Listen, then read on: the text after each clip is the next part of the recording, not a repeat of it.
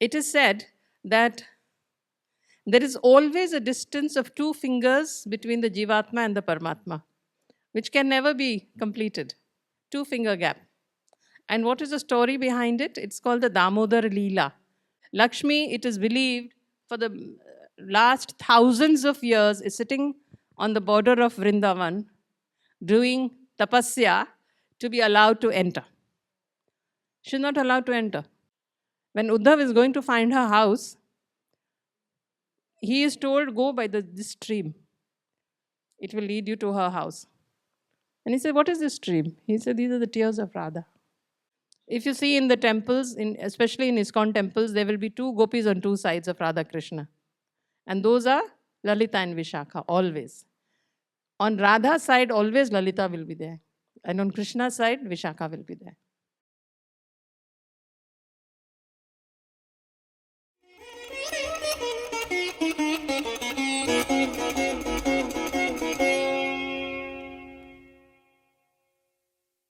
So we welcome back Sukhvinder Sarkar, to take us into the second half of her presentation on the Ashtasakhis of Radha.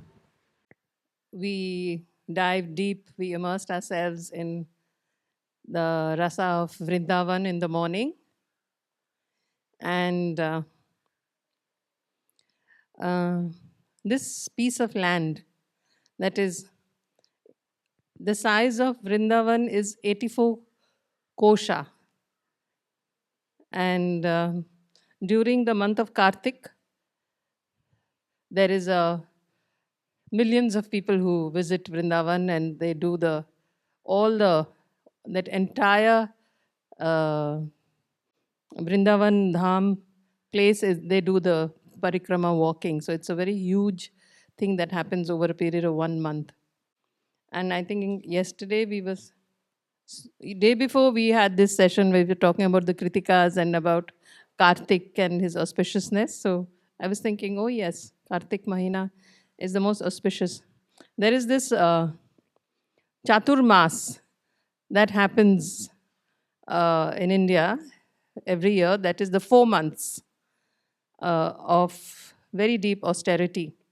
It starts during the monsoons and ends with the month of Kartik, which happens in October, November.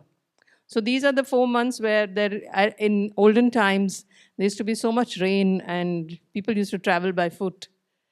And there were jungles everywhere, so it was not recommended to travel at that time. So that was the time earmarked for doing penance and austerities. So during this is a very auspicious time. So when the Chaturmas time is on, people who are sadhakas, they do a lot of spiritual practices at this time. And the last month, which is the Kartik month, which is the most auspicious time in Vrindavan, it is said that there is always a distance of two fingers between the Jivatma and the Paramatma, which can never be completed. 2 finger gap. And what is the story behind it? It's called the Damodar Leela. When Krishna was a baby, and he was called Gopal, and he was always very naughty.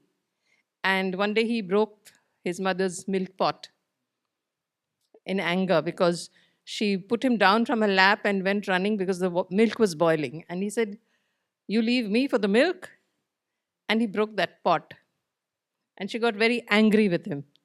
And she said, you naughty boy, I'll tie you to this post. And she's trying to tie him.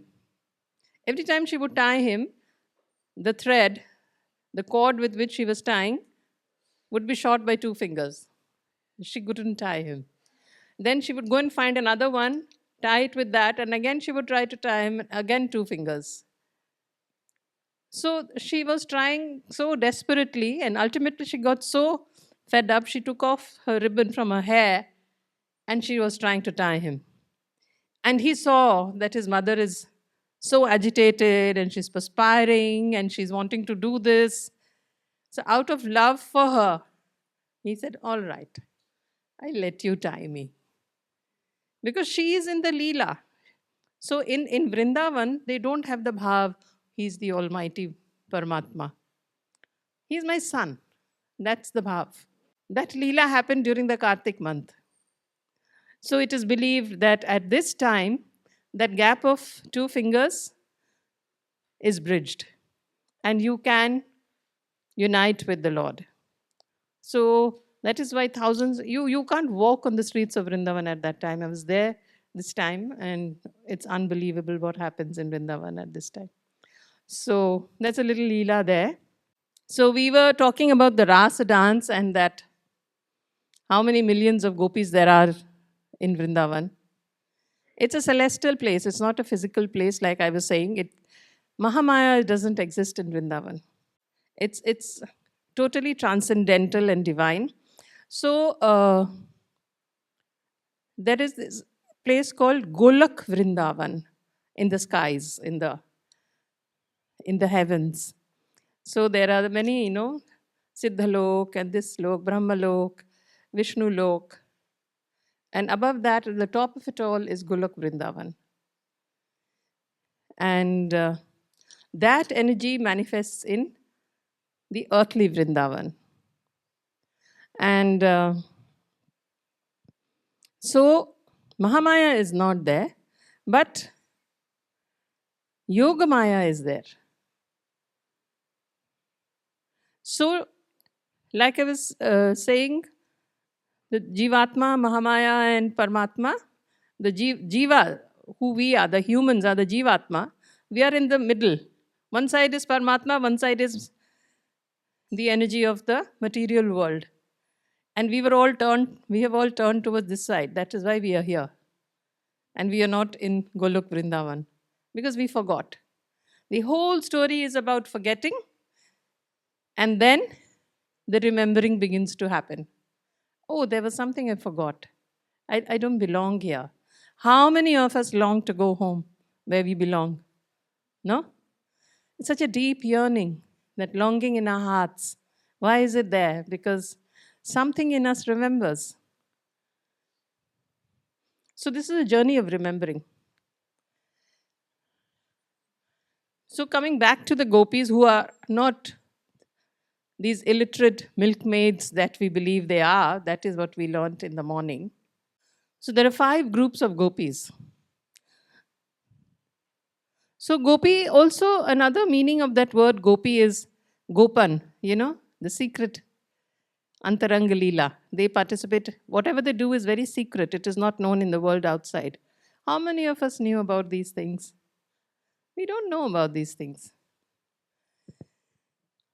So there are the Sakhis, who are the ordinary female friends of Radha and Krishna. Then there are the Nitya Sakhis. Then there are the Prana Sakhis. There is dear as life to Radha. Then there are the Priya Sakhis. And then there are the Param Preshta Sakhis. So there's a classification. Like I was telling you in the morning, it's very technical. So there are categories and everybody is fulfilling their role in their space. So we are going to talk about the Param Preshta Sakhis, who are the foremost, dearest and most beloved friends of Radha. And they are the Ashta Sakhis, the 8 closest bosom friends of Radharani. Their names are Lalita, Vishakha, Chitra, Champaklata, Tungavidya, Indulekha, Rangadevi and Sudevi. And they are the ones who display the absolute epitome of spiritual love for the divine couple. They are the direct expansions of Radharani. They are her rays. So to enhance the Leela, to enhance the degree of pleasure for Krishna, she manifests herself into the Ashtasakhis and the other Sakhis also, the other gopis. So these are the most brilliant rays of Radharani. So you can imagine, Krishna is so much in love with Radha.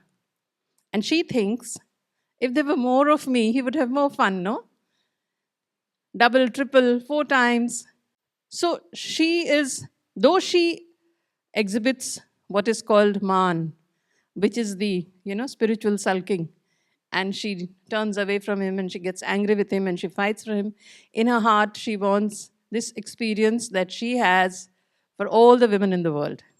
So, therefore, with her divine compassion, she, she expands herself into the gopis. So wherever he looks, he sees an aspect of her, and she makes sure they're a little different. Each of them has a different nature and a character. One aspect is prominent in one such expansion, so that Krishna can feel, that zenith of pleasure everywhere. And they're the reservoirs of Nishkam Bhakti.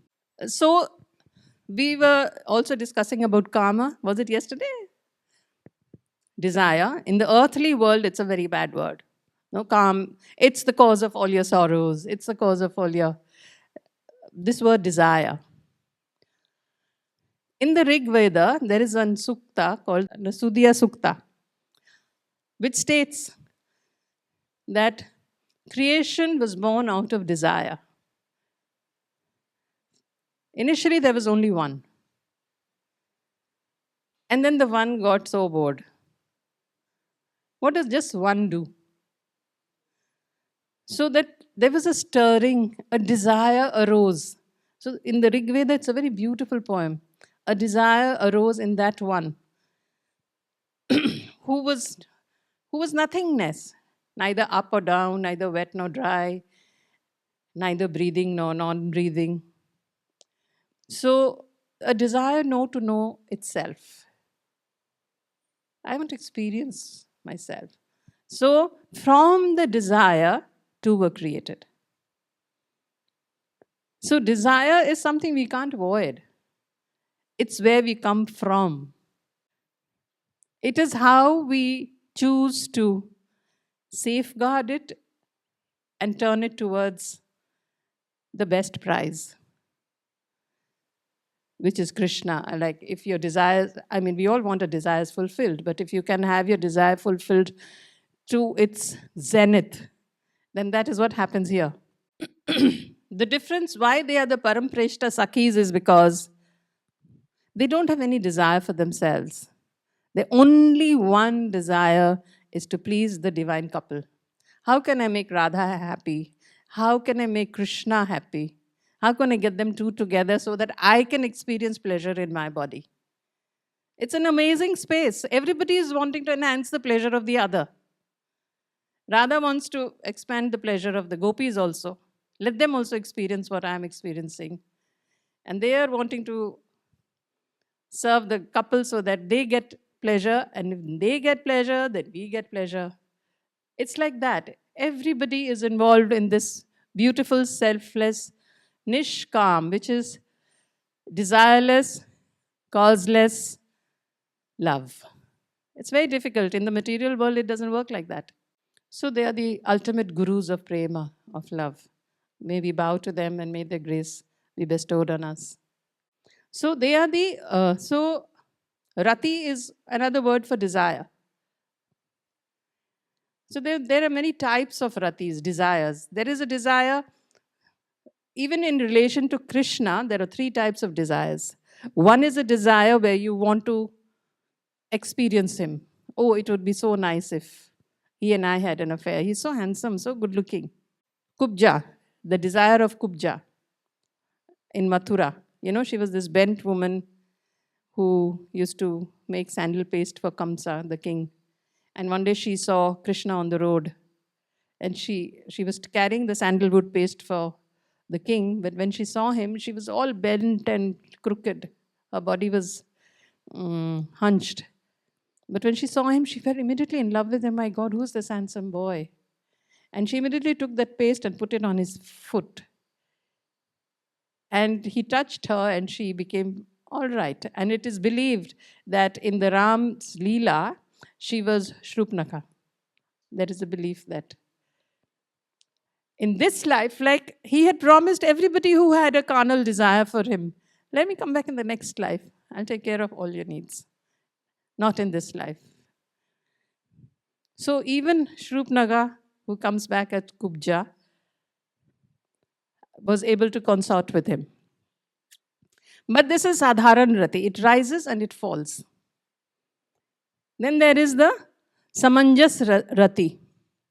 Here there is love with a sense of mindness, like the queens of Dwarka. So they were married to Krishna, no? So they said, uh, there is great love, but he's a husband. He's our husband. I have a claim on him. So that is Samanjas Rati. And then there is Samartha Rati, that love which thoroughly controls Krishna.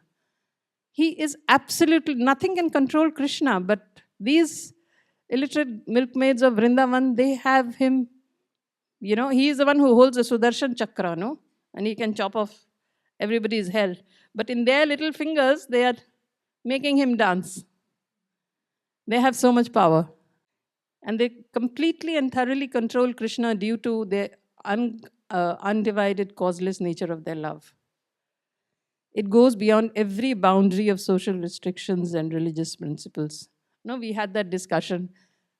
Why, if they were so great and they were actually all the rishis and all the scriptures who came as gopis, then why they gave up morality? So, that morality doesn't exist in Vrindavan. Because, like I said, they are cheating, they are doing all kinds of things, they are telling lies. They say, I'm going left to their mother in law, and they go right to meet this black boy. This is the journey of the Jivatma to the Paramatma. In that journey, every crooked little action is worth it. And the love of Radha and the gopis is called as crooked as a snake. It's not a straight love. All this talk about dharma and all, they didn't follow any dharma. What dharma? Dharma? What's that? So, like in the Satyug, everybody was aligned. There was a time, dharma is a creation that happened much later. Initially, people used to live, there was something called Rita. Rita was the original way of life. Rita is the rhythm of nature, rhythm of the universe, the sacred pulse of the divine feminine. How the planets are moving, how the seasons are coming. Like I was saying, the Kartik, this constellation at this time, this happens at that time, the moon is, so how the worship happens, how the seasons change, and how people live according to that. Everybody was beautifully aligned and lived in absolute rhythm with the rhythm of the universe. Then as the yugas were turning, slowly people began to lose that rhythm. And they went into unrighteous ways. And they started to do things which were not in consonance. Today in Kali Yuga, with its intensity, we have totally lost that rhythm. The lights are on till late in the night, and we wake up late in the morning, and the first thing we do is drink a cup of coffee to wake us up, and then say, oh God, I have to go to office, whatever it is. So it's a totally line with life of no rhythm.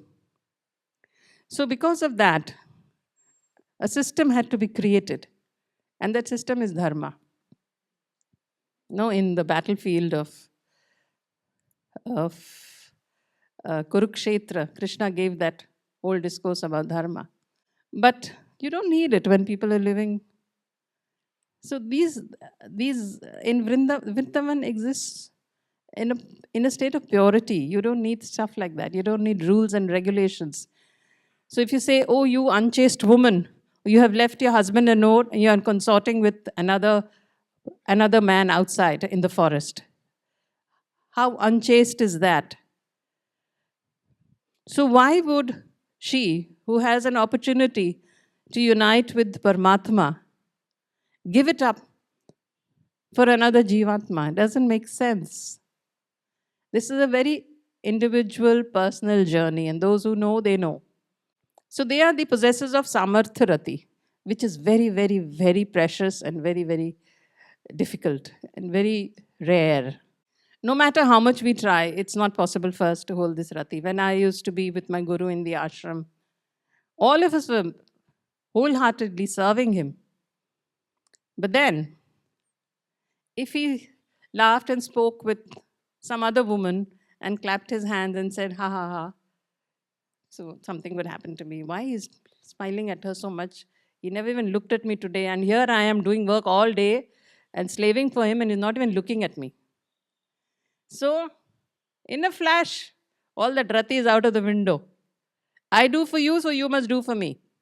Till gradually it becomes, only you must do for me. So that's how it is in the normal world. We forget, we fall. But for them, it is never-ending state of constancy. And there are many types of bhakti, of love. There is rati, then it graduates to prem, prem thickens to sneh, sneh transforms into man, man into pranay, pranay into rag, rag into anurag, bhav and mahabhav. Attraction, love, affection, adverse feelings, intimacy, attachment, sub-attachment, ecstatic love, and sublime ecstatic love. So the last one, like I said in the morning, mahabhav, that is not possible in the body of a jivatma. It's a very exalted state of love. It is only Radharani who can hold this capacity of this love, because she is his consort. They are one. So Vrindavan, there is Yogmaya, not Mahamaya. There is Madhurya, not Aishwarya. There is no Aishwarya, no Aishwarya Rai, only Madhuri Dikshit. Yeah. And if you think of them also, Madhuri Dikshit has this Saumya, sweet thing, and Aishwarya has got this, I'm the queen with the crown on my head. So the Lakshmi energies are not available. That is why Lakshmi, it is believed, for the last thousands of years is sitting on the border of Vrindavan doing tapasya to be allowed to enter. She's not allowed to enter because she is in her Aishwarya. She has to give up the Aishwarya. In Vrindavan Aishwarya, you cannot have that I'm the Lord, I'm the lady aspect. I'm doing things, I am somebody. It doesn't work there. All the gopis, Radharani herself is Mahalakshmi. And all the gopis are Lakshmis themselves. But what happens is that their Aishwarya is in the background. And the Madhurya is what they exhibit, which is sweetness. Madhurya means sweetness. The sweet rasa of zero identity with this is who I am. You know, I was this great rishi who got moksha. And now I have come and now I am serving Krishna. And Krishna is the Lord of the universe. None of them hold that understanding that he is the Lord of the universe, even though they know that he is. So they will be sitting and they will tell Krishna, hey, my nail polish has come off. Can you just touch it up again? This is how they speak to Krishna. Who can dare to do that? Unless you hold that kind of love and daring. So this is a picture of the gopis praying to Yogamaya. And what is the prayer they make? I have exhibited that mantra here, although it's a confidential pastime. It says, Om Kattayani Mahamaye Mahayogini Dhishwari Nanda Gopa Sutang Devi Pating Me Kurutem Namah. So the prayer to Yogamaya is, please give me Krishna as my husband. This is the prayer they make. So they did this penance for that one entire month. And Nanda Gopa Sutang Devi, Krishna, who is the son of Nanda. Otherwise, any Krishnamacharya or some other Krishna Mohan, somebody ke saath shadi ho jayega. So they're very specific. Don't give us any other Krishna, but the Krishna who is the son of Nanda in Vrindavan is the one. Please give him to me as my husband. So this is a chant which they did. And this is a very important mantra in the worship in the sadhana of the gopis. So Mahamaya, as I explained, is somebody who invites you into the realm of forgetting. And Yogamaya is somebody who invites you into the union, yoga, the Maya Shakti that reunites you back with Krishna. That is Yogamaya. So she lives in Vrindavan and she used to do all kinds of tricks to get them together. So Radha being married, her mother-in-law would not allow her to go out because she came to know that, and the sister-in-law, Kutila, came and told her, you know what? She's dallying around with this boy in Vrindavan. So you watch out, don't let her out. So she put a lock on the door and said, you're not going. So Yogamaya will come in the form of this old lady and say, hey, there's a big sale going on in Mathura. They need lots of milk and butter. She, oh, really? Okay, I'll send my daughter. So she calls Kutila. Hey, come, go with this old lady, who's a very respected lady there, and says, go with her to Mathura and sell all our butter. She said, no, no, no, Yogma, you can't send her. She's unmarried, young, she's so pretty. You can't send her like this to all the way to Mathura. Send your daughter-in-law, no, that she's inside. Send her, let her do all the work. She's a princess. Why you're sending her? So she said, yeah, yeah. Okay, you go. So like that, she brings her out. And then they run and go and they have a lot of dalliance. So like that. So like when they are going on the boat, you have to cross the river and go to Mathura. So then Krishna will do one leela.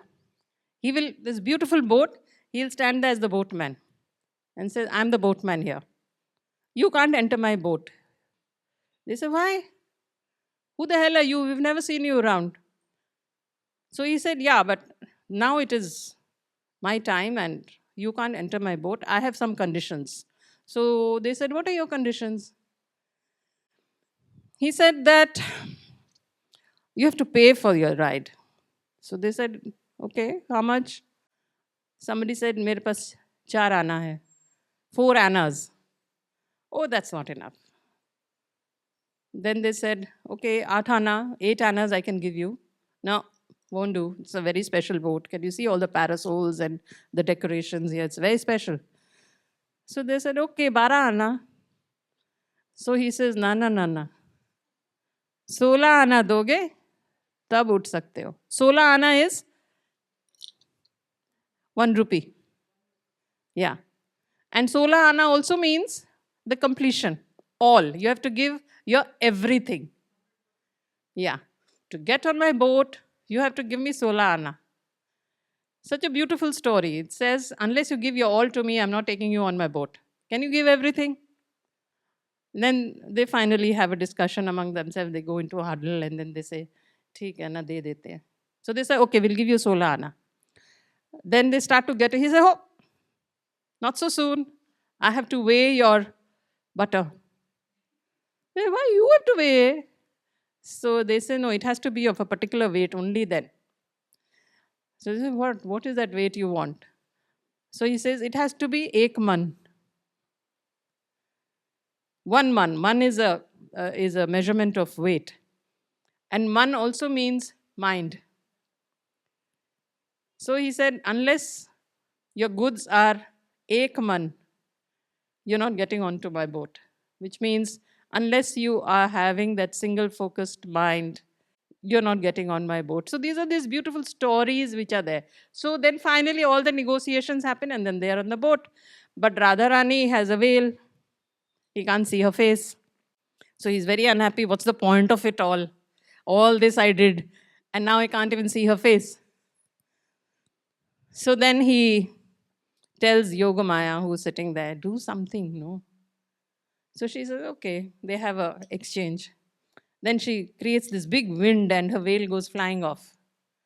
And then he's able to look at her. So these lovely stories are there. There's another story where there is a meeting in the village going on. Everybody's there. All the elders are there. And they are these young teenagers. So they're standing and Radha is looking at Krishna. Now they have to pass messages to each other. It's a very refined art of messaging. So what does she do? She has this ring, big ring with a mirror on it. So she just does this and she flashes him with that reflection of the sun. He looks at her. That message is that we are meeting in the afternoon in this particular grove. Or she will be just standing and she'll just do one semicircle with her toe. That means we are meeting at night in that particular grove. So, like that, signals are passed. So, it's a very wonderful world. Always crooked things are happening. And also, there are two camps, two enemy camps. One camp is Radha, another camp is Chandravali. Chandravali is a cousin of Radha, and when he promises, even in Gita Govinda, he promises he will visit her in the night. But when he is going to meet her, Chandravali ambushes him on the road. And she is so beautifully dressed. She said, "Come to my kunja, my grove. I have made all the preparations for you." And she leads him there, and he goes with her. And he has all the good food and everything, and he has all the fun with her. Then 4 o'clock in the morning, he suddenly remembers, "Oh my God, what did I do? I was supposed to go meet Radha now. She's going to be so angry with me." So in a hurry, he puts on his dhoti, everything, and then he runs to her kunj. And there, a lot of things have already happened. There, she's so angry. All the gopis are so angry. The sakhis and everything. Lalita Sakhi is standing at the door, and he's rushing in. She says, "Stop. Where are you going?" She says, "I'm going to meet Radha." "Really? You're too early for tomorrow's appointment." So they don't let him enter. And then they look at him and say, "You seem to have had a very good time." In his hurry, he wore Chandravali sari and came, thinking it's his do. And the night. Now he's caught. He can't do anything. What excuses? So he's banished. He's not allowed to enter. And then there is a whole story of what happens to him after that. It's a continuously escalating love. They enhance the love of Krishna, Uddipan, And then when Krishna's love enhances, when he looks at Radha, then there is a amorous pastime, and then her love increases for him. It's escalating all the time. Can you imagine a love like that? Our love graph is, what does our love graph look like? It goes like this and then comes down, no? Into disaster and ruin. It cannot hold the peak. How many of us have experienced love that is straight line going like that? And goes on and on and on and on and on. Very difficult. They are the acharyas of rasa. Acharya means they are the gurus. So because of their intense love, they have attained transcendental bodies. They don't have any material contamination. So today being day 8, there are 8 types of bodily symptoms that the gopis experience. Pulak, and when the tears flow. When in bhakti, when I'm listening to some beautiful kirtan, one tiny drop will come down and I'll feel so happy. I'm in bliss. One small little drop. Their tears are torrential. A stream is formed in Vrindavan of the tears of Radha. When Uddhav is going to find her house, he is told, "Go by this stream. It will lead you to her house." And he said, "What is this stream?" He said, "These are the tears of Radha." That is how they cry. Then tremors, stupefaction, stamba, when you're just stunned, you can't move. Hasya, laughter, perspiration, fainting, the inability to speak. These are the kind of spontaneous bhavas that keep occurring in their bodies. And there are many more also, becoming pale, face going red, blushing, those kind of things also happen. And there are many more also. Like in Mahabhav, so there are 2 words I'm bringing in. They are called Ashray and Vishay, subject and object. Gopis are the Ashray, and Krishna is the Vishay. He is the subject. And they are the object. So the ashray is the place where the love resides. No, ashray is also called a house. It's an ashray, ashram. So they are the people who hold all that love. And what is it? Krishna. So he is the subject of their love. Now, whenever Krishna looks at Radha and he looks at the gopis, there is a desire that arises in his heart also, being the Almighty Lord of the universe. What is it that Radha feels that I can't feel when she looks at me? What is her feeling? That what I see in her eyes, I don't have when I look into her eyes. When the gopis look at me, can you imagine? He thinks like that. I also want to experience Radha's feelings. But I can't. I am the Vishay. They are the ashray. They are the reservoirs. So what to do? So he does another Leela in another incarnation in the Kali Yuga. And he comes back as Chaitanya Mahaprabhu in the form of outwardly Krishna but inwardly Radha, holding the Radha Bhav. And the whole Leela is executed again. All of them come, all these gopis, everybody comes. He never travels alone, he always travels with his associates. So when he incarnates, they all incarnate with him.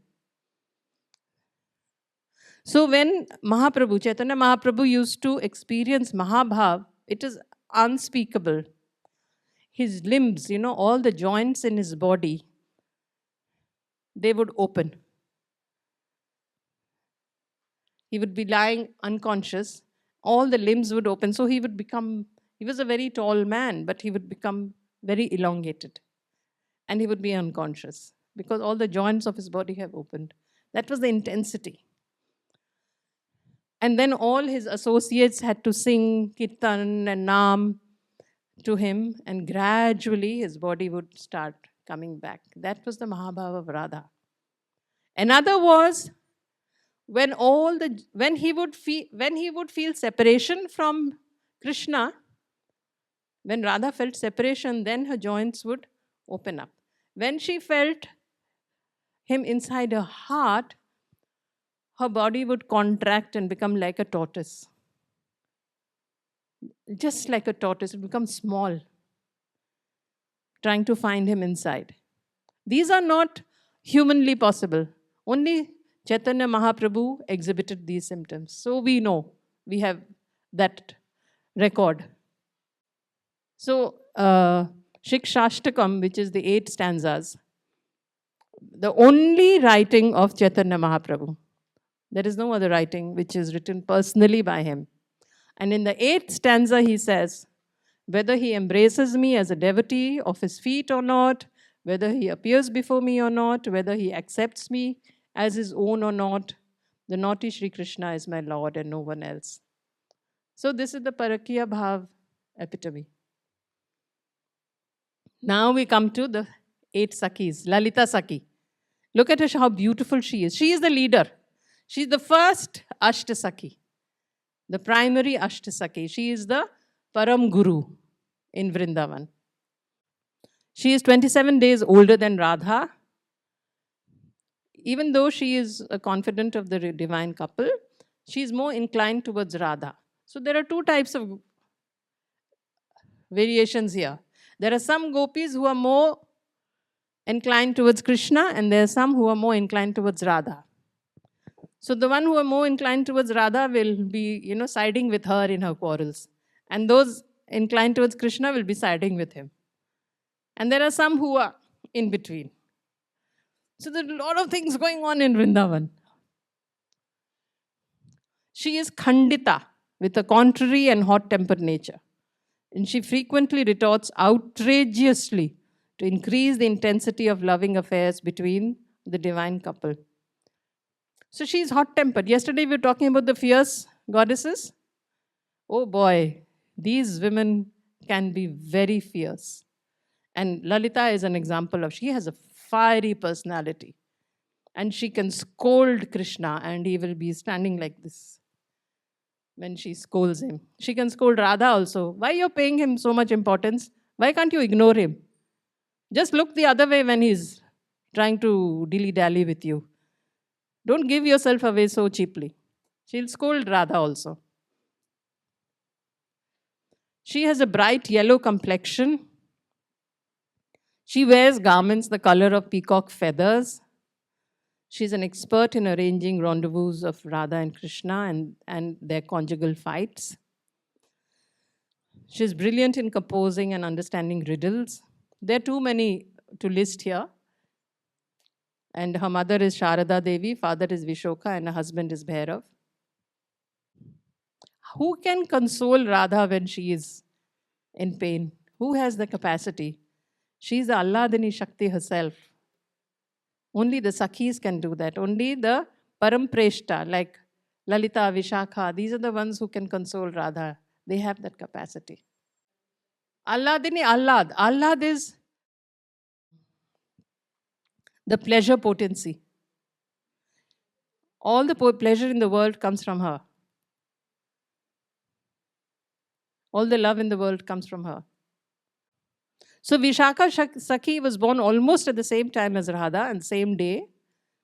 She wears a blue garment with white dots resembling a sky full of stars. Her bodily complexion is like lightning. And her father and mother. She is expert in the subject of ecstatic love. She is an expert in carrying messages of the couple and in consoling the couple when they are separated from each other. She is skilled in performing magical shows, illusory activities, in drawing beautiful drawings on the floor, making tilak, flower decorations, etc. So out of the 64 kalas, all of them are experts in many, many of them. They are never separate. Lalita, Vishakha are never separate from Radha. And if you see in the temples, especially in ISKCON temples, there will be two gopis on two sides of Radha Krishna. And those are Lalita and Vishakha, always. On Radha's side, always Lalita will be there. And on Krishna's side, Vishakha will be there. Then the third Sakhi is Champaklata. She is one day younger than Radha. Her complexion is like a champak flower. She wears colors, the dress of a kingfisher. She's in charge of all the gopis who are engaged in taking care of the trees, plants, and creepers of Vrindavan. She's an expert cook who knows all the literature describing the 6 flavors of gourmet cooking. She's expert in the art of logical persuasion. So nobody can beat her arguments. And so there are many enemies. No, like I said, there are 2 camps. She can convince the other camp and they have to accept defeat when she's arguing with them. She's a skilled diplomat who knows how to thwart Srimati Radharani's rivals. So they have, both these camps have a network of spies.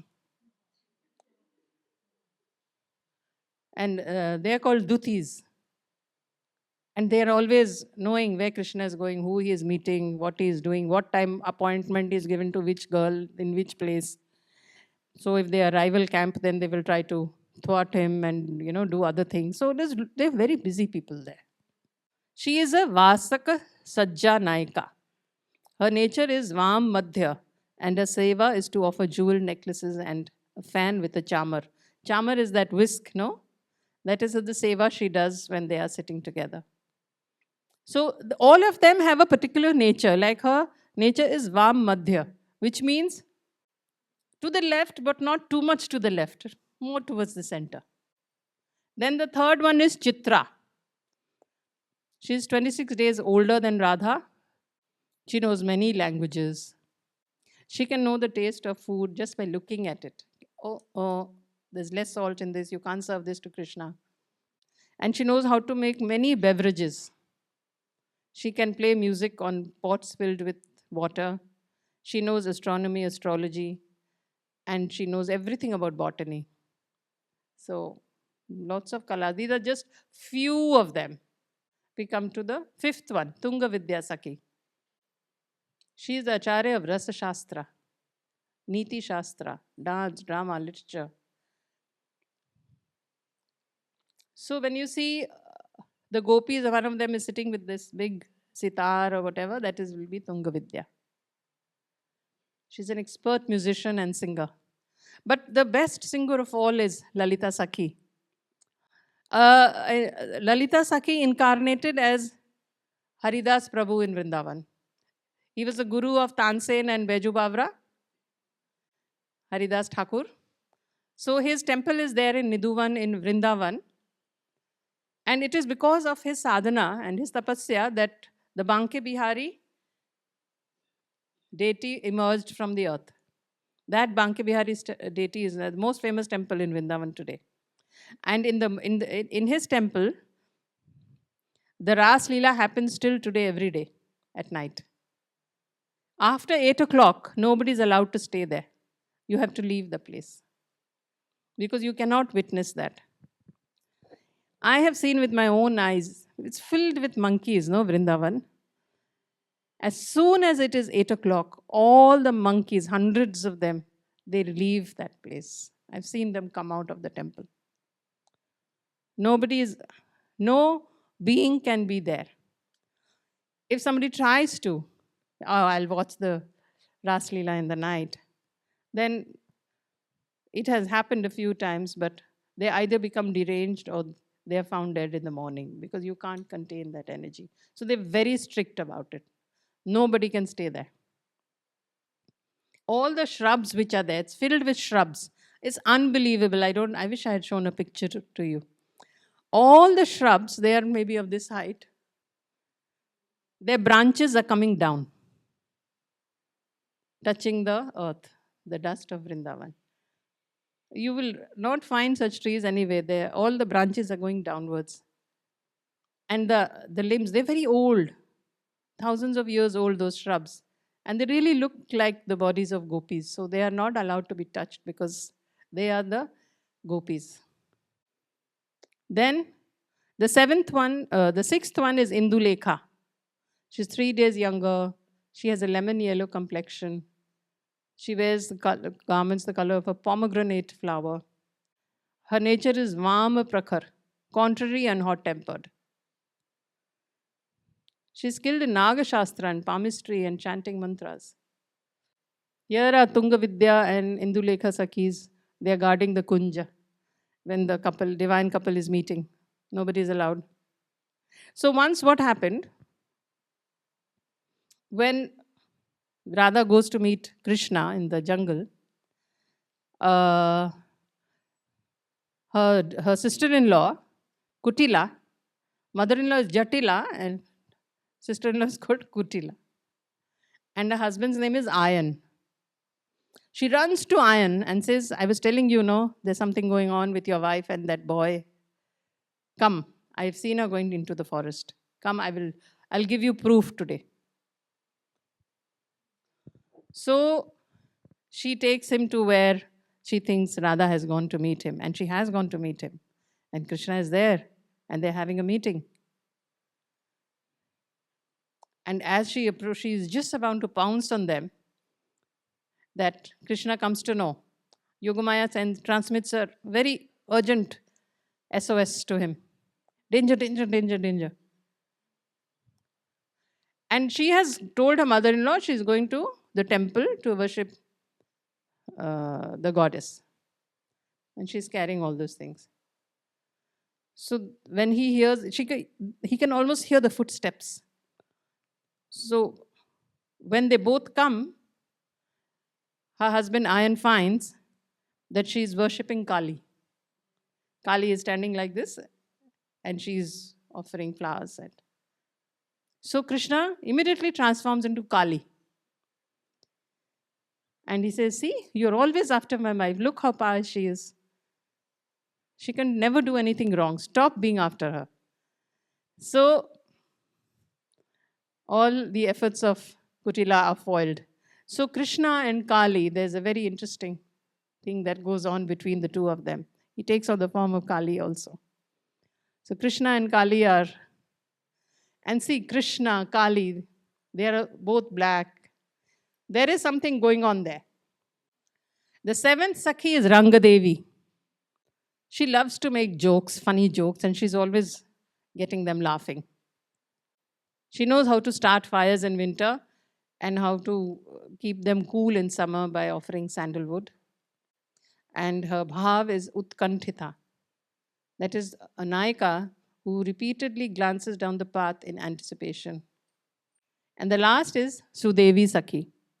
She's the twin sister of Rangadevi, so they are both twins. She also wears a red dress, the color of a hibiscus flower. She is Kala Hantarita. She's very sweet and gentle by nature otherwise. She's always by Radha's side. She's a very swift runner. She coordinates the entire network of spies. And these spies will disguise themselves. Sometimes they become little boys. And the spies are very short.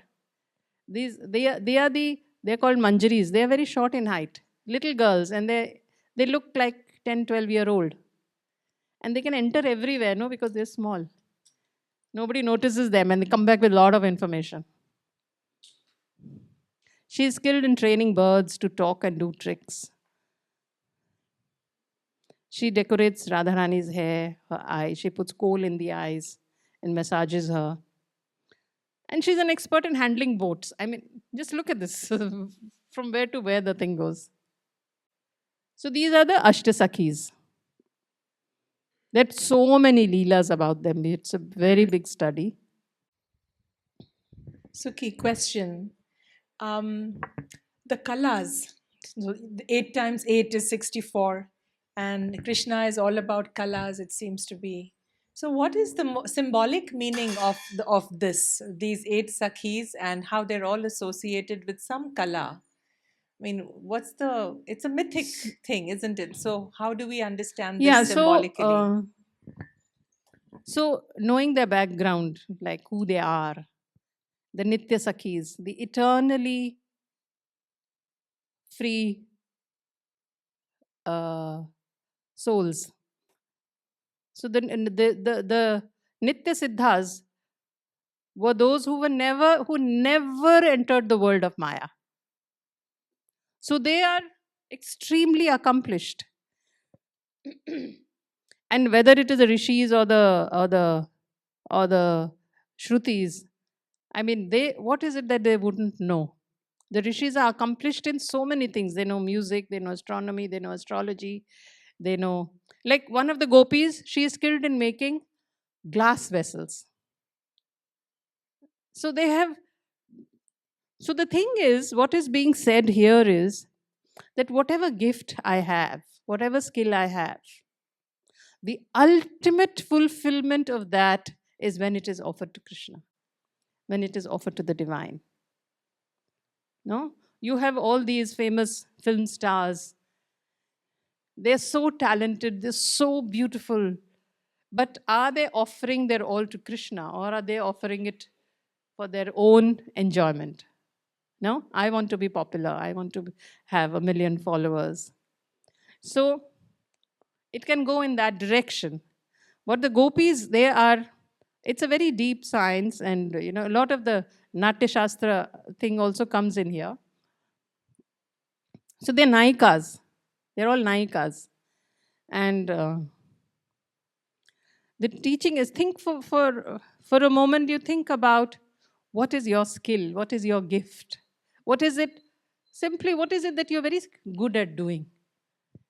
It could be making khichdi also, no? It could be making hairstyles. It could be making a PowerPoint. It could be anything. What is it that you are good at? Just think about it. That you're very skilled at and you're very talented at it. And then think about what will happen if I offer this in my devotional service to Krishna. If I can somehow reach that kunja. And one of the, so each of these gopis is a Yutheshwari. So this is the divine couple. And then these are the 8 petals of the mandala. So if you see, most mandalas will have 8 petals, no? The innermost petals, either 4 or 8. Yeah, 8. Now each of these has thousands of gopis reporting to them. So they are called Yutheshwaris, which is, they are the leaders, each of them. So many, so many, so many. So the aspiration of a devotee is not to become, oh, I want to be here. Some say, I want to be here in Radha's place. No, no, no. Then they say, okay, let me be here. No, no, no. Oh, then I can be here, no? That's okay, no? No, no, no. Now each of these has gopis reporting to them. So the prayer, the right prayer is, can I be the servant of the servant of the servant of the servant of the servant of Radharani? That is how I'll get entry. First, I have to train myself. If you straight away go into the kunja and tell Radha Krishna, I made this delicious herbal tea for you. Here, and you put it into 2 beautiful porcelain containers and you give it to them. And they sip it and they spat it out and say, who got her here? And you will be banished forever. Because you don't know what they like. You don't know what is the concentration of the spices, how much milk, how much sugar, how much ginger, whether they like ginger or not, whether they like, what are the other spices they like to put, which kind of cups they like to be served in. You don't know that. So, Lalita Sakhi is, the minute she comes to know that a new gopi has arrived in Vrindavan and in her heart is the desire to serve Krishna, she's very compassionate. She will immediately invite her in and say, come. And she will hitch her with a gopi and say, you train with her. No? Even if you want to cook food, you have to go to a catering college and you have to spend 4 years, no? And then you can be asked to come and serve in the hotel. So everything needs training. So they have to be trained. How to make a bed, how to make flower garlands, how to guard the kunja, all that. So the kalas, the refinements, and then finally the Ashtasakis are the ones who are resplendent with these kalas. And they never for once think of offering it for themselves or for their own consumption. And they never say, oh, I'm so exhausted. Last 3 nights I have not slept.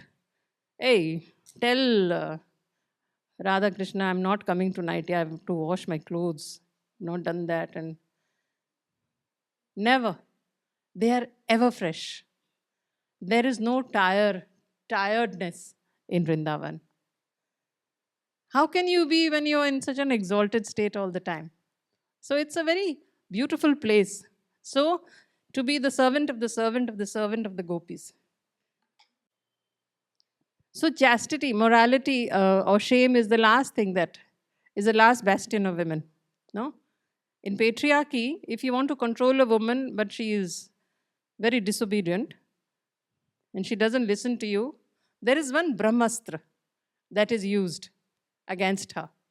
The ultimate weapon, which never fails, and that is shame the woman. And very few women can survive that. Shame her. So like that, morality, all these things are barriers that come in our way. So that Vastraharan Leela that happened, you know, some of you may know about the Vastraharan Leela, where Krishna stole the clothes of the gopis when they went to take a bath in the pond. So after their 1 month of Katyayani Puja got over, then they all went to the pond to take a sacred bath. And they hung their clothes on the tree. By the way, the tree is still there in Vrindavan. and they entered the waters. This was the chance that Krishna was waiting for, because Ras Leela is going to happen. But there are some last obstacles that still have to be broken, that still have to be crossed.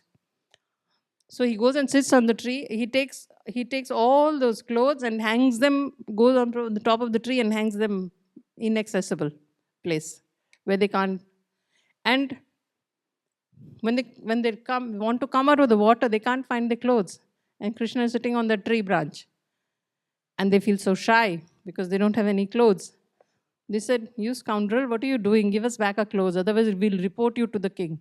He said, "I've newly been appointed as the king now. I'm the king."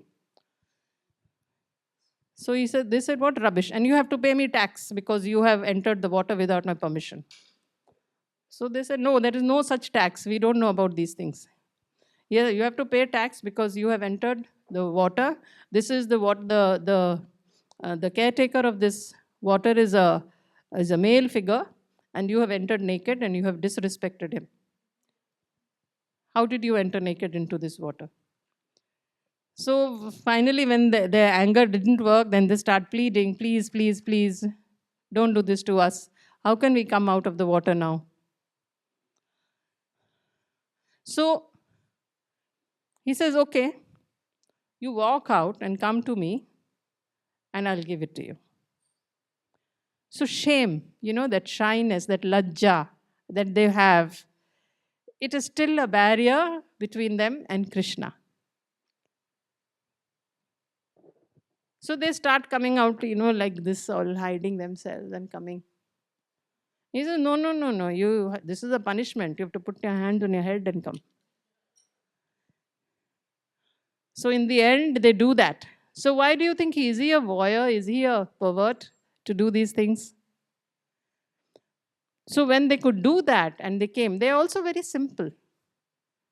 So they, "Okay, Krishna, if this is what you want and to get our clothes back, we'll do it." They did it. So these were the gopis that were included in the Ras Leela, which is like, now you are qualified. There's nothing that comes between you and me. There was this one last thing which I have taken care of. No shame also. If Krishna says, "Come naked," you will come naked. It's like that. Not that he does it because he's most honoring of women. And he never interferes with the independence of women, ever. What is this Leela? Can somebody tell me? This is Krishna. Now when he is banished from the Kunja and he is not allowed to enter, then he has to think of tricks. And with the help of some gopis who are on his side, secretly. See, all of them, Krishna dressed as a gopi, cross-dressing. He goes round and round her Kunja saying, "Beautiful flower garlands, beautiful flower garlands. Anybody who is having a fight with their beloved, if they use this, my special garland, their beloved will never cheat on them." So Radha here sitting inside, she said, "Who is that selling such a wonderful garland? I'd like to see this." So he's dressed as a Malini, like a woman selling garlands. So then she comes and she says, "Here is the garland. If you put this garland on your beloved, he will never cheat on you. He'll be yours forever. He'll be absolutely, blindly and fully in love with you." So she says, "Okay, fine. Give it to Lalita. I will buy this garland." He says, "No, no, no, no, no. I have to give it directly in your hand." So she says, "Okay." So he comes to her and he quickly puts the garland on her. And the minute his fingers touch her body, she has these goosebumps. And she immediately knows only one person in the world can give me that reaction in my body. So by that time, it's already too late. He has already hugged her and he's. So all these leelas, different leelas he will do. And because he's the expert of 64 kalas and nobody is an expert in all, you can't make out. He's so good at his disguise. So Shiva sitting in his mountain, he knows all this activity that's going on in Vrindavan. He can see everything, no? And And there is this Ras Leela going on, and you can see even Parvati goes for Ras Leela. So he's very jealous and he has this FOMO. Why I can't? If you remember, he had fallen in love with Mohini. So, and he just adores Krishna like anything. So then he executes a plan. When the Ras Leela is going to happen, he dresses himself up as a gopi. Nicely he dresses. He also knows so many colors. But he is also bhola. He is also very innocent, no? He forgets to take out the snakes. Anyway, then he puts a big ghungat like this. And all when at night, when that appointed time, when all the gopis are entering into the kunja, in that crowd, he so wiggles in and comes in. And then Krishna arrives. And then the ras begins. All the gopis are dancing with Krishna. But he says, something is not okay today. The bhav is not coming. Somebody has intruded. The rasa is getting broken. What's going on? So all the gopis are wondering, what happened? What happened? They say, anybody new here? Then they look at this gopi with the veil. He says, bring a collar here. And he comes with the veil, and Shiva is standing in front of Krishna dressed in women's clothes, and he says, apna veil, take it, remove it. And then all the gopis, oh, Shiva was here. How dare he enter into this space? It's not permitted. It's only for women. It's only for the gopis. So he's saying what to do. I also wanted to. So Krishna says, okay, you cannot enter the Ras Leela. That's not permitted. But you can be outside the gate of the Ras Leela as the guardian of the Ras Leela. I appoint you as the guardian of the Ras Leela. So you will see there is a temple of Shiva in Vrindavan as the Gopeshwar Shiva. That is also one of his forms. And he is still today guarding the place so that the Leela can happen unhampered. Such beautiful tales, isn't it? So Chaitanya Mahaprabhu, who was born in Navadvip in West Bengal, he was the first revolutionary of India. He created a revolution that is unbelievable. I would really invite you to study about this. And he reintroduced Radha Bhav. And today what we know of Vrindavan is because of Chaitanya Mahaprabhu, because it had got lost. So he went back to Vrindavan and said, this is Radha Kund. It was a tiny little pond. And he said, this is Govardhan Hill. Like that, he pointed out everything and it got recreated again. And he appointed the 6 Goswamis. So then he took renunciation and then he lived in Puri, Jagannath Puri, for the rest of his life. So may we always aspire for the feet of Radharani, and may her grace be with us. So thank you for your patient listening. That was just so exquisite. Sukhi, everyone's so charmed and just giggling with the stories and also a little shocked in that kind of slightly embarrassed way. Like, really? Is this allowed? Is this God? Is this divine? And like, what? But I want you to speak to one thing about the Radha Shakti in Sri Aurobindo's yoga, He says, in addition to the 4 powers of Maheshwari, Mahakali, Mahalakshmi, Mahasaraswati, there was a 5th one. But the earth wasn't ready to receive her and hold her. And later on, the mother said it was Radharani. So, what could that be if you have a sense of, why are we not able to hold that yet, that capacity of a Radharani? And equally that capacity as the capacity that rends the veil of separation, which then lets you see Krishna in everything, everywhere. So, could you speak to that? So we are in the throes of Kali Yuga, no? Where the forgetting is very deep and very intense. The darkness has descended on our beings, and we are just moving further and away from that midpoint. So, and she epitomizes the purity of love. So the work that is happening with the divine feminine today, where we are cleansing the hearts and also the wombs. So like this is called Shakti Kumbh. What is a kumbh? It's a pot. But what is it? What is it actually? What is a kumbh? Yeah. But for Shakti, what is it? Why is Shakti held in a kumbh, and what is that kumbh for women? It is a womb space. That is the womb space. Now, the gopis of Vrindavan, they had blazing wombs.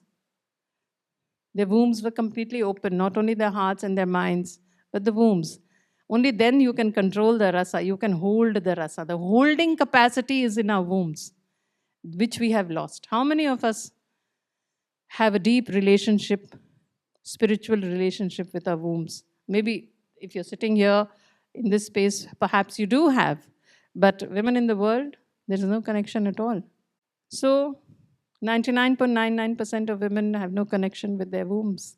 So how can they be containers of divine love? So how will the energy of Radharani work with us? So there's a lot of work to be done.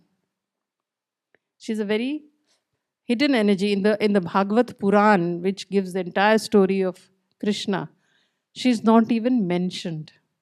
So there's a lot of dispute. Oh, she never even existed because she's not mentioned in all names are there, but Radha's name is not there. So she's an invention. It's all concocted. And then the acharyas, they tell us that when Vyasadeva was writing, he was an absolute and complete devotee of Radharani. And if he had even written the word Radha, he would become so overwhelmed with all the vikars that we read about. And he would just melt. And he wouldn't be able to complete writing his book. So he refused to write her name. Secretly, he has written as Aradhana. And if you say Radha, Radha, Radha, Radha quickly, just say it quickly. Keep saying it quickly, without a break. It becomes Dhara, Dhara, Dhara, Dhara. She is the Dhara. She is the flow. Qualifications are not there. The patrata is not there. Yeah, the holding capacity of prem. So I keep wanting to understand how are those 8 support Radhas, Shaktis, the 8 Sakhis in us? How do we find those 4 in us so that we have the capacity to bear Radha and therefore then have the capacity to rend the veil of separation? And then there's no separation between the beloved and ourselves. Yeah. So it begins. So one of the things, gifts, the greatest gifts that Chaitanya Mahaprabhu gave humankind is that mantra Hare Krishna, Krishna Krishna, Hare Hare, Hare Ram, Ram Ram, Hare Hare. Now this mantra is having the energies of Golak Vrindavan.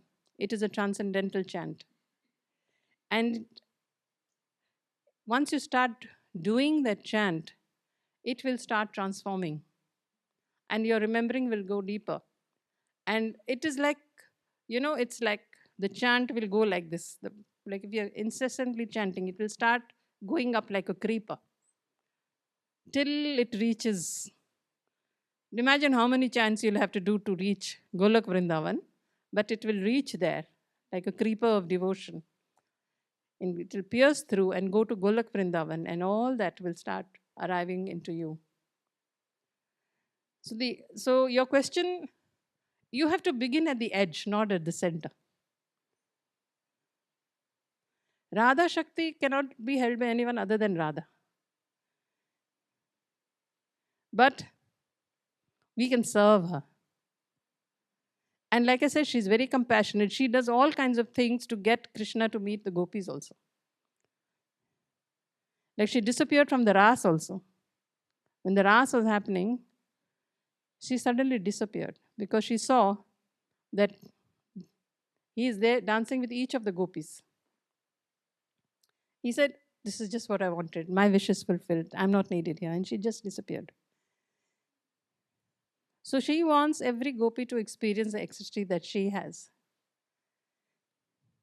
And he was dancing so fast. Some people say that he was whirling so fast that people thought there are many Krishnas, but he was going to each, and they felt, oh, he's with me. But he expanded himself. So the gopis were, so once I asked my guru that, what was the dance that they did? Which dance was it?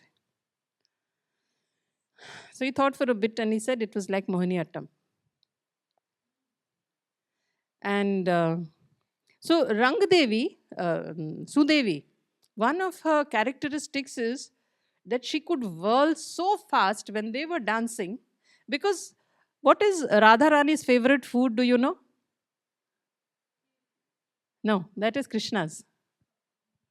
Pan. You know that betel leaf. She loves to eat pan. So they were whirling so fast. And she would whirl at the same speed around them so that she could feed pan. So it's like they're stationary, because they're moving at the same speed. So that she could feed pan to Radharani even when she's whirling. She learned to whirl at that speed. So these are the kalas and the sevas, how they only wanted to serve. I don't know if I answered your question, but we begin at the edge. We begin at the edge as the dasi of the Yeah, dance. we serve the 8 sakhis. Yeah, Then yeah. if we have some hope, we can move to Radha. Correct. Like you said, no, that when you went to the ashram, you spent 1 month cleaning toilets. My God, that's where we begin. The humility and the humility and the humility. That Aishwarya Bhav cannot come. I am so and so, I can't clean toilets. The first thing the guru will tell you is go and clean toilets.